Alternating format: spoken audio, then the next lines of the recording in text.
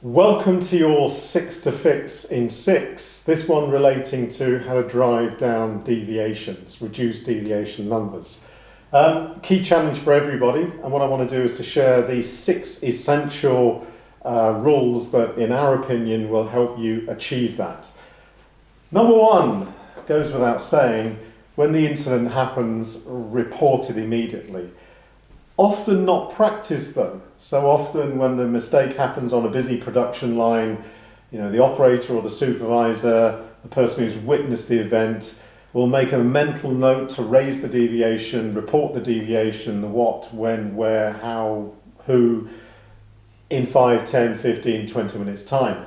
You've got to report it straight away, the essential facts, otherwise you will forget them, and then the investigation is chasing the wrong solution. Number 2, do the Gemba in 10 minutes, at least, no longer. The Gemba is when you go to the scene of the incident. You physically go to the scene of the incident. You discuss the incident with those that witnessed it. Never ever do a deviation remotely or from behind the desk. I've done that, and the investigation was always wrong. You've got to go to the scene, and you've got to go as quickly as possible.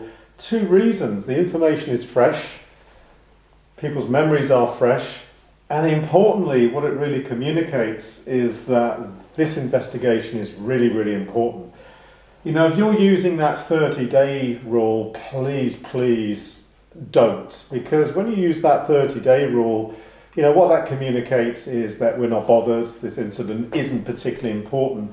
And frankly, if you leave the investigation any longer than this period of time, then the validity of that investigation is very, very quickly eroded. So do the Gemba and do it quickly. Go to the scene and start doing a, number 3, fact-focused investigation. With the emphasis on the facts. So often investigations focus on the who did this, why did you do it? In other words, it's all about the person rather than the systems and the procedures that, in most cases at least, have caused the incident in the first place. So this is where your problem-solving tools and techniques that many of you will be familiar with come into play. So this is where you drive down your uncertainty, you use the Klein process to discuss the incident with those around it at the time. This is when you use the Ishikawa and so on and so forth. So this is the fact-focused investigation. The emphasis is on the facts rather than the people. If you focus on the people, you increase blame and the facts get hidden. Number 4, think error chain. At NSF, we don't talk about root cause because it doesn't exist. No deviation is down to one single root cause. There's always multiple contributing factors, what we call the error chain. The person that made the mistake on the surface of the problem were doing the best with what they had available to them at that time. And often, usually, that error was preceded by multiple contributing factors. SOP complexity, poor work, poor shift patterns, fatigue, distraction, stress, and so on and so forth. So if you're doing an investigation, you really need to identify the underlying causes, and that means thinking error chain, multiple contributing factors, not just single root cause. Then you obviously do your risk assessment. Many of you will be familiar with whether it be failure mode effect analysis or alternatives. But you do that risk assessment to rank that incident. Is it critical, is it major, or is it minor? And this is where, after that investigation, you're then focusing on the corrective and preventive actions, except you're not.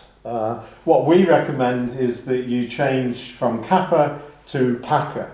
So instead of emphasizing the corrective, immediate actions you take to manage the risk, you're actually focusing on what do we need to do to prevent this happening again. Remember, the whole purpose of a deviation in Kappa system, 2 objectives. One is to manage risk, number 1. Number 2 is to drive continuous improvement.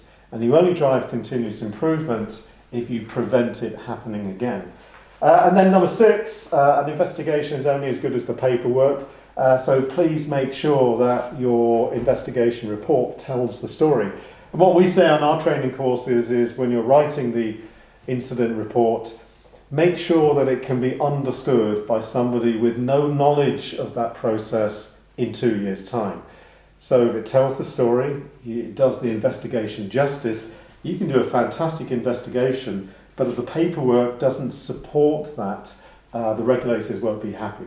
If you do these 6 things, return on investment is significant. We, following work with one of our clients, we took them through this process and they got a return on investment by reducing their deviation incidents by 72%. So if you want the same type of results, there are the rules. Be diligent, be disciplined, execute them, you will get the same results.